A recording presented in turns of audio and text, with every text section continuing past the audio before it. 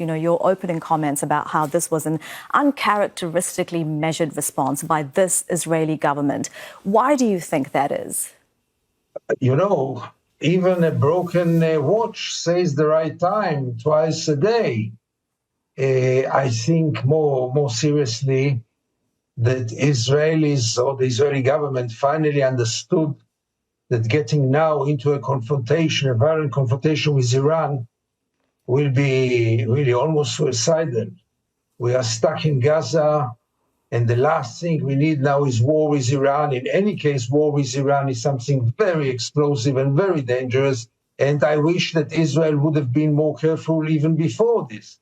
But in any case, at the last moment, maybe, Israel understood, the Israeli government understood that going now for a confrontation will be not only stupid, but also very, very dangerous. We hear nearly every day from the Americans that they don't want an escalation in the region. And before this Israeli attack, they said that they wouldn't support any offensive action from Israel, but they will always come to Israel's defense.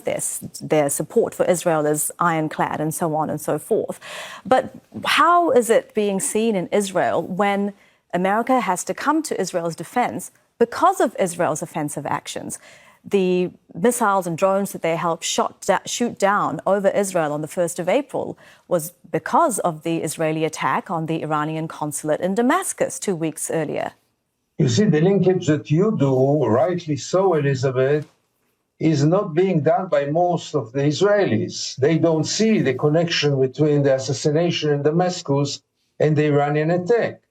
And there is a very clear and logical linkage between them two, but Israelis don't do it. Israelis don't ask themselves, unfortunately, was it really necessary, this assassination, in this time when we are stuck in Gaza?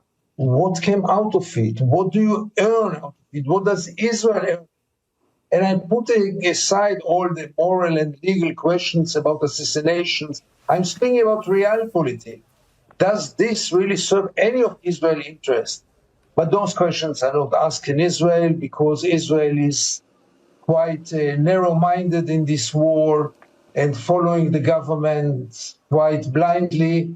And the Americans, because you asked about them, as long as they just talk and just advise and just threaten and just warn, Israel can quite ignore it. It's only about America, which is threatening to take measures.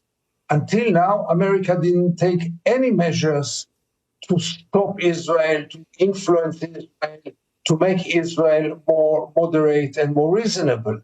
I hope this will come, but let's not forget, America not only put the veto, and here I'm totally agreeing with Professor Marandi, and with you, Elizabeth, the Americans would have put the veto in any case.